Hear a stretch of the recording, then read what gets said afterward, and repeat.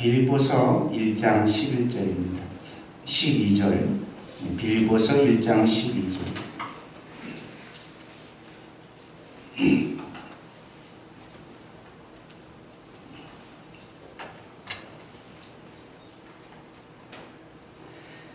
빌립보서 1장 12절로 14절 말씀을 제가 공독해 올리겠습니다. 형제들아, 내가 당한 일이 도리어 복음 전파의 진전이 된 줄을 너희가 알기를 원하노라. 그러므로 나의 매임이 그리스도 안에서 모든 시대함과 그 밖의 모든 사람에게 나타났으니 형제 중 다수가 나의 매임으로 말미암아 주 안에서 신뢰함으로 겁없이 하나님의 말씀을 더욱 담대히 전하게 되었느니라. 아멘. 사업에 실패한 50대 중년의 한 남성이 상담가인 노만 빈센트 박사를 찾아왔다고 합니다.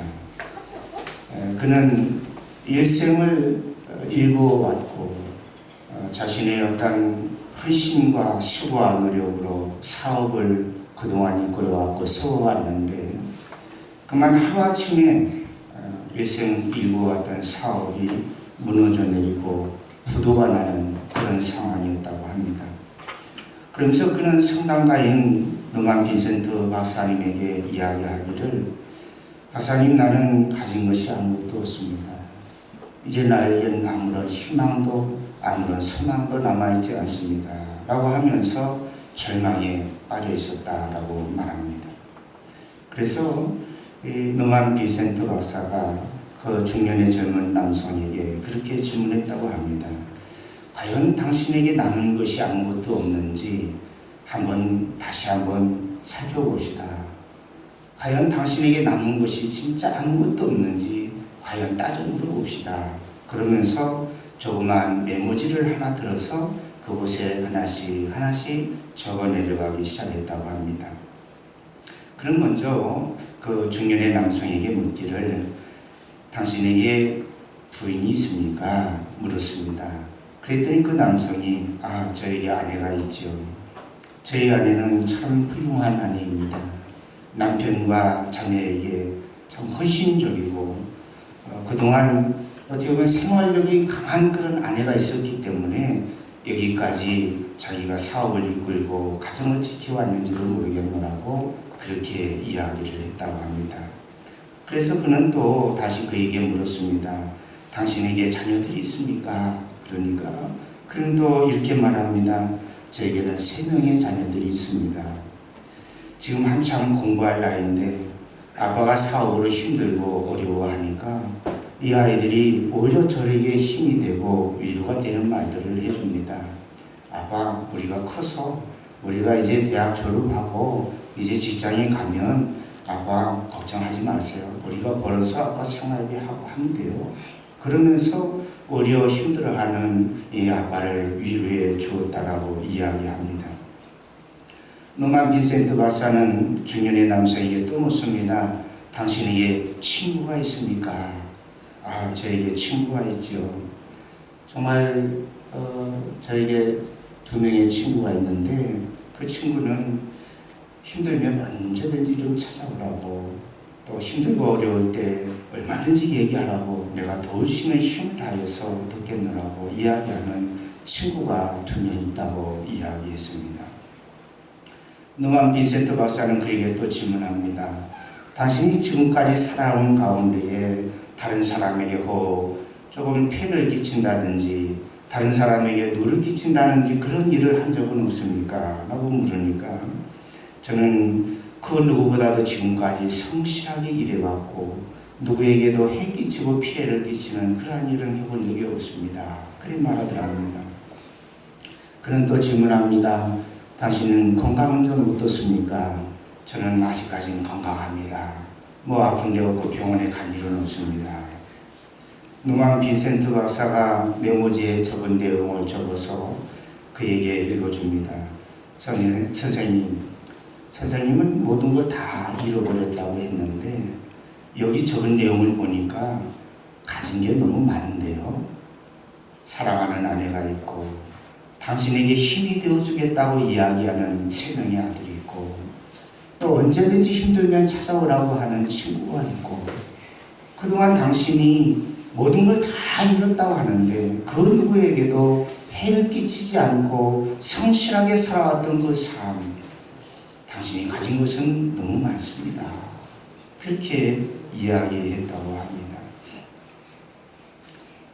여러분, 베드로와 요한이 기도하러 성전에 올라가고 있었습니다. 그런데 성전 미문에 나면서부터 걷지 못하는 사람, 나면서부터 한 번도 일어서지 못한 사람이 그 미문에 앉아서 구걸을 하고 있었습니다. 그때에 베드로와 요한이 그에게 국률한 마음이 들어서 또 베드로와 요한을 향해서 안전뱅이가 구걸을 합니다. 나를 좀 도와주십시오. 나를 좀 도와주십시오. 나 오늘 하루 한 끼도 못 먹었습니다. 나를 좀 도와주십시오. 그러는 그 안전뱅이를 향하여서 베드로와 요한이 말합니다. 금과 은은 내게 없어도 내게 있는 것 당신에게 주길 원합니다. 그러면서 베드로와 요한이 얘기하는 것은 나사렛 예수의 이름으로 일어나 걸으라. 그렇게 말합니다. 여러분, 베드로와 요한이 가진 것 없어도 내게 있는 것 내게 주길 원한다 라고 이야기하면서 그가 건넨 것은 예수의 이름이었습니다. 여러분, 우리는 대부분 내가 가지지 못한 것 때문에 힘들어합니다. 내가 누리지 못하는 것 때문에 힘들어합니다. 여러분, 그런데 성경은 뭐라고 얘기하냐면 하나님은 내가 없는 것 가지고 나를 채우시는 것보다는 내가 가진 것을 통해서 지금 내가 가지고 있는 것을 통해서 하나님은 또 역사하신다라고 하는 거예요. 여러분, 베드로와 요한이 금과 은은 없어요. 그거 가지고 어떻게 도와줄 수 있겠습니까? 그러나 그가 도울 수 있는 것 나사렛 예수의 이름으로 일어나 걸으라는 거예요. 그에게 있는 것 가지고 하나님 역사하신다는 거죠. 열왕기상 17장에 보면은 사르밧 과부에 대한 이야기가 나옵니다. 사르밧 과부에게 남편이 있었는데 그는 선지자를 따라다니는 선지생도라고 이야기합니다. 어떻게 보면은 요즘 시대로 이야기하면 젊은 아마 신학생이나 또는 전도사님이나 그 정도 되는 것 같아요. 근데 그가 일찍 결혼을 해서 가정을 이루고 아들 하나를 두고 있는데 그 전도사님이 그 선지생도가 하루아침에 죽어버렸어요. 그러고 나니까 그 아내가 아들을 데리고 살아갈 생계가 막막한 거예요. 어떻게 해서 살아야 되나, 뭐를 먹고 살아야 되나, 아무런 방법이 없어요. 그런데 보니까 통에 양식을 담아두는 통에 가루가 한 주먹 있어요. 그리고 조그만 포도주 병에 포도주가 좀 남아있어요. 그거 가지고 아들하고 나하고 마지막 식사를 나누고 그리고 나도 아들도 남편 곁으로 가야 되겠다. 그렇게 생각을 한 겁니다. 이 사르밧 과부가 마지막 남은 그 양식을 가지고 아들과 함께 양식을 먹고 생명을 달리하려고 생각하고 있었는데 그때에 선지자가 그에게 이야기하는 거예요. 너가 가지고 있는 것이 무엇이냐? 내게 남은 것 가루 한 주먹, 병에 포도주 한 모금밖에 없습니다. 여러분, 그런데 하나님께서 그것을 통해서 역사하시는 거예요. 그 시대에 3년 6개월 동안 가뭄이 있어서 농사를 해도 무엇을 심어도 곡식 한 톨 거둘 수 없는 그 상황에 이르렀는데 놀랍게도 3년 6개월 동안에 통에 가루가 마르지 않고 병에 기름이 떨어지지 않았다라고 성경은 말씀합니다. 하나님, 우리가 없는 것 가지고 이야기하는 게 아니라 내게 있는 것으로 말씀하고 있다는 겁니다.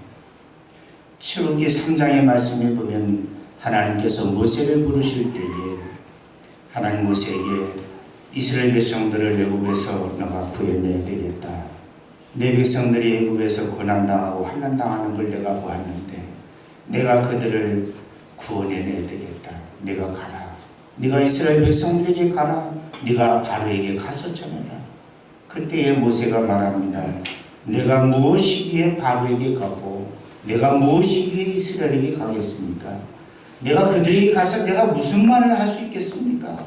내가 무슨 힘이 있다고 내가 무슨 능력이 있다고 그들을 애굽에서 끌어낼 수 있겠습니까? 나는 할 수 없습니다. 나는 능력이 없습니다. 모세가 하나님 앞에 그렇게 이야기합니다. 그때 하나님께서 모세에게 말씀하시기를 내 손에 있는 게 무엇이냐라고 질문하세요. 내 손에 있는 것 그것은 지팡이였습니다. 양을 칠 때에 목동으로 광야를 헤매고 산을 넘고 들을 넘을 때에 가지고 다녔던 지팡이가 손에 들려 있어요. 하나님께서 모세에게 묻습니다. 내 손에 있는 게 무엇이냐? 지팡이입니다. 그거 들고 가라. 내 옆에 누가 있느냐? 아론이 있습니다. 아론과 함께 가라. 아론이 너보다 말 잘하는 걸 내가 안다.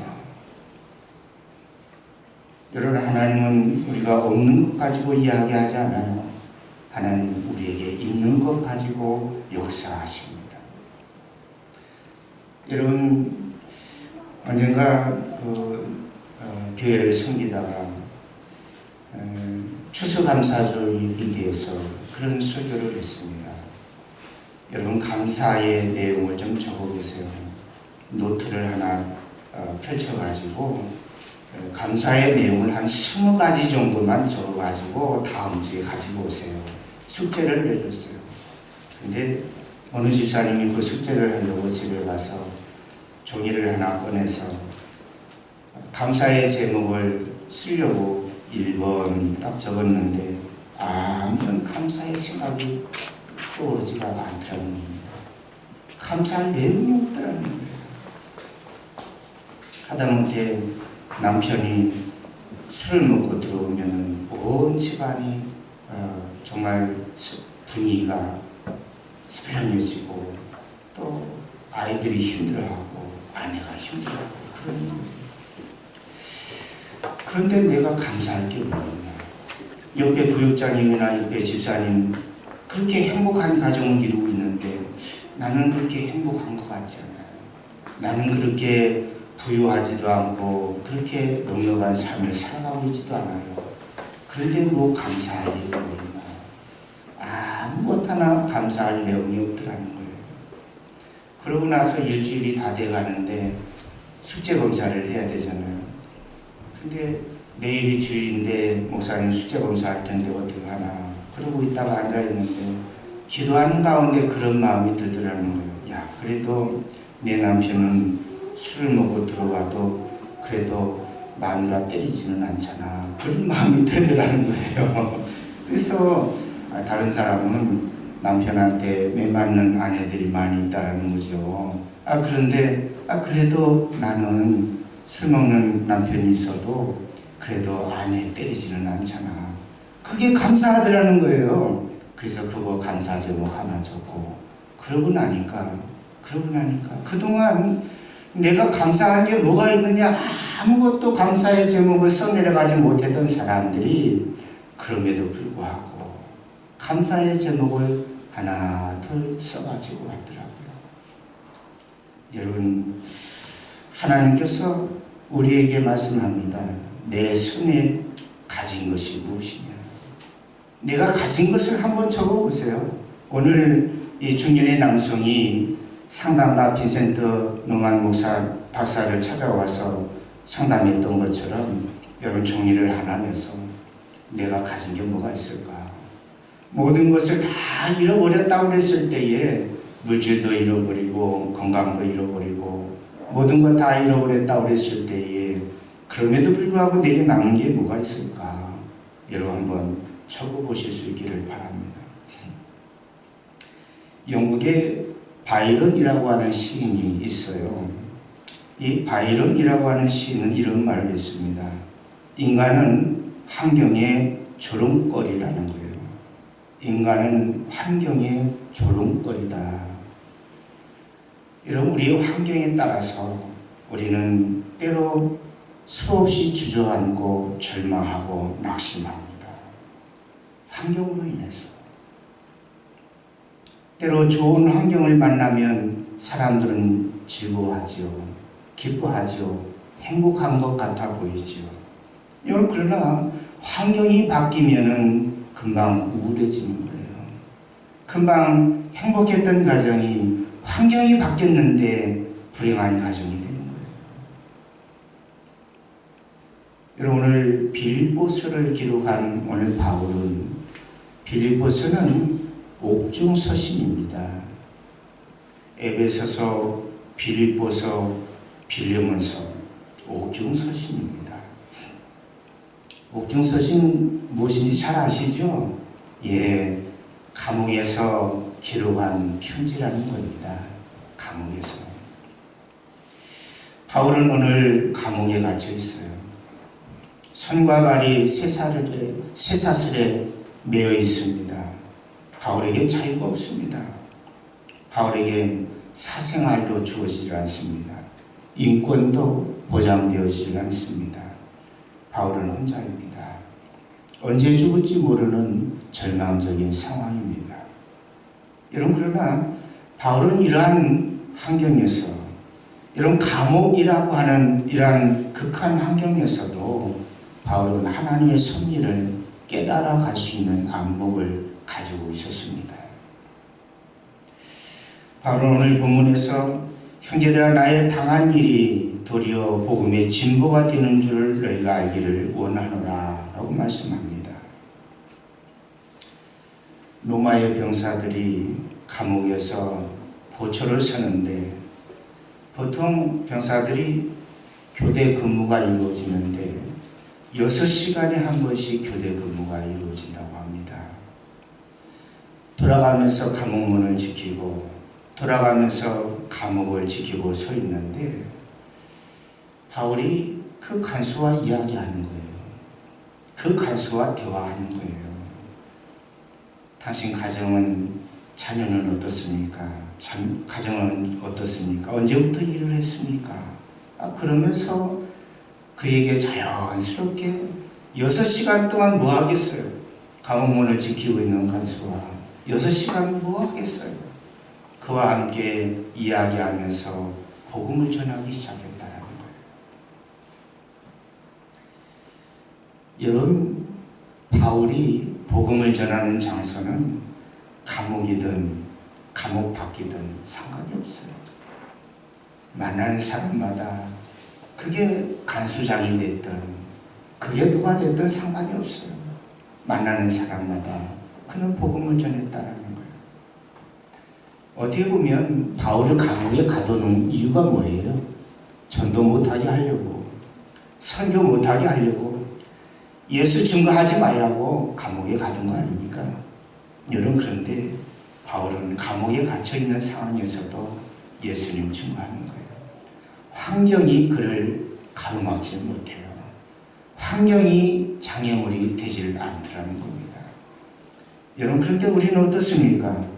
우리는 조그마한 환경이 바뀌어도 우리는 좌절하고 낙심해버려요. 그게 우리예요.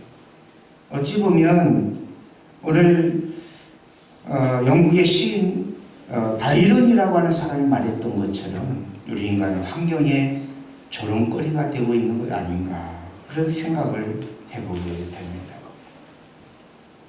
여러분, 바울에게 있어서 이 환경은 하나님의 섭리를 보는 안목이었어요. 바울은 비록 감옥에 갇혀 있지만 감옥에 있는 가운데에 그가 복음을 전했어요. 근데 놀랍게도 빌립보서 4장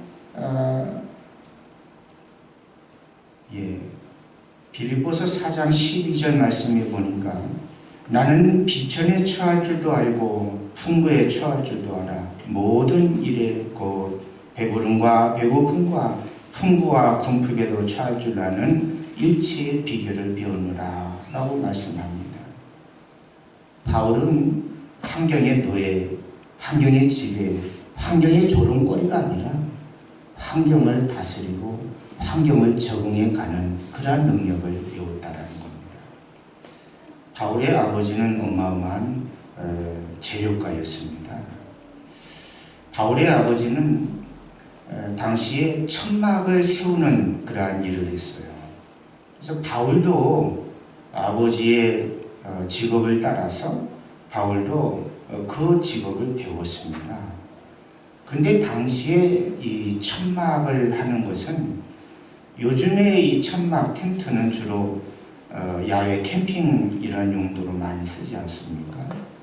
근데 당시의 천막은 어떤 용도냐면 군대 막사를 세우는 데 주로 사용이 됩니다.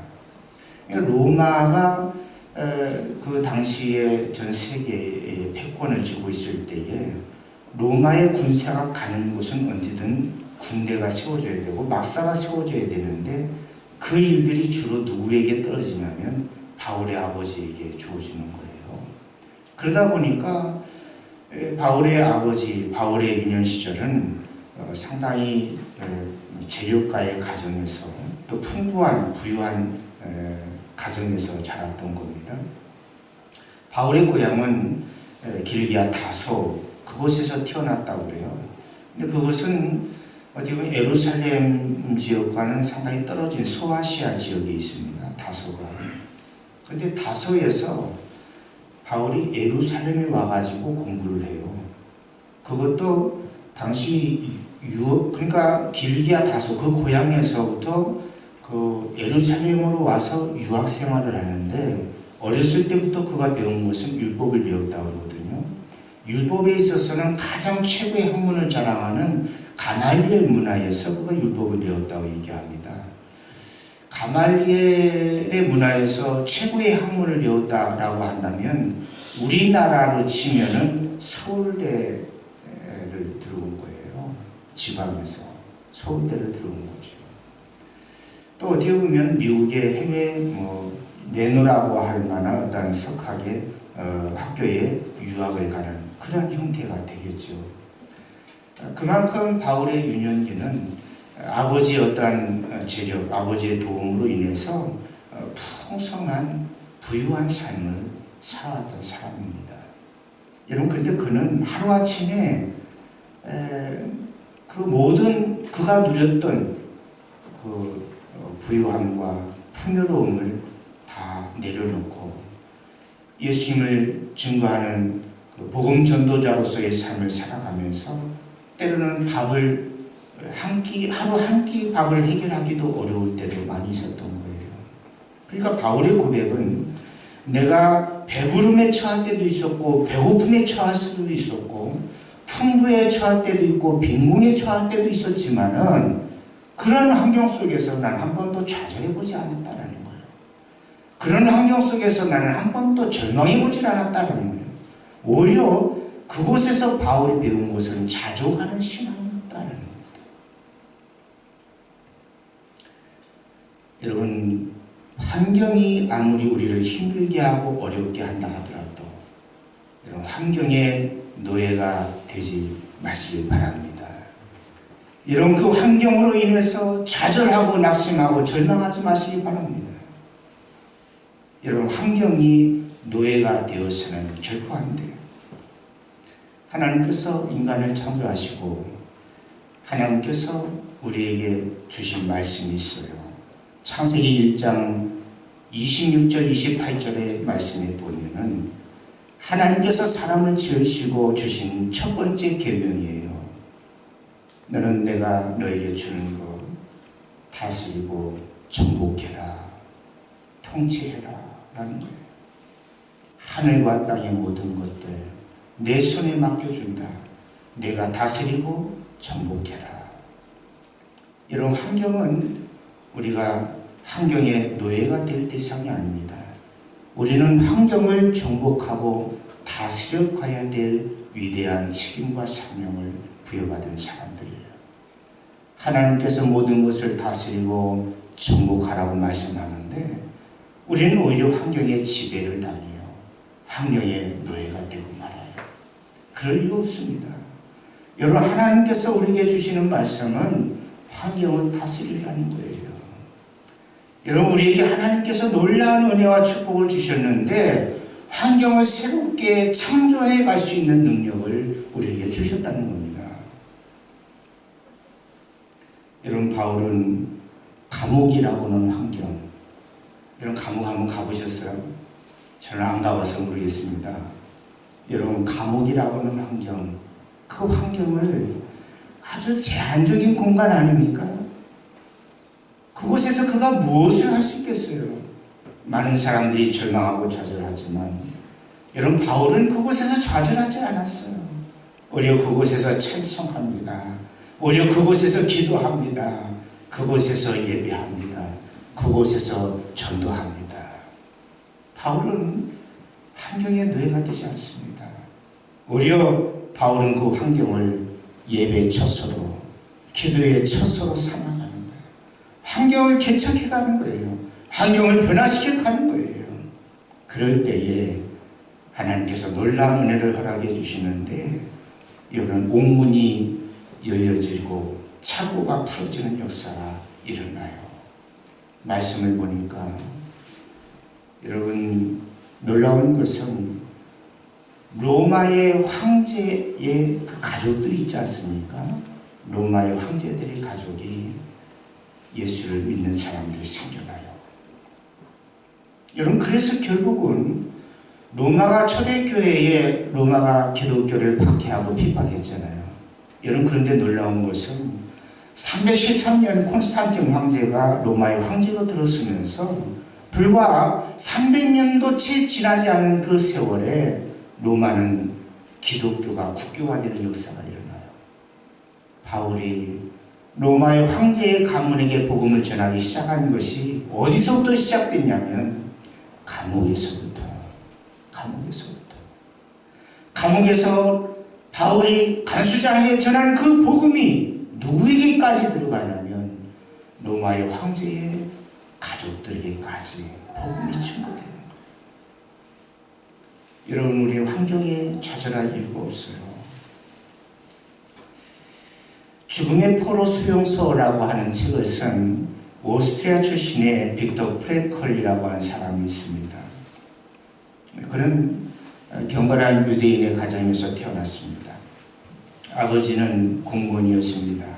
어머니는 대대로 그 집안에서 랍비를 배출해낸 그런 아주 유명한 그런 가문이었습니다. 빅터 프랭클은 의과대학을 들어갔어요. 그래서 신경학과 정신의학을 전공을 했습니다. 졸업한 이후에는 청소년 상담센터를 세우고 병원을 개설했습니다. 그리고 사랑하는 여인을 만나서 결혼을 하고 아름다운 행복한 가정을 이루었습니다. 근데 그의 나이 37살에 아우슈비츠 포로 수용소에 그는 끌려가고 마는 그런 신세가 됐어요. 유대인이라고 하는 이유 하나로 그는 독일의 포로 수용소에 끌려가는 신세가 되고 말았습니다. 사랑하는 가족들과 다 이별을 합니다.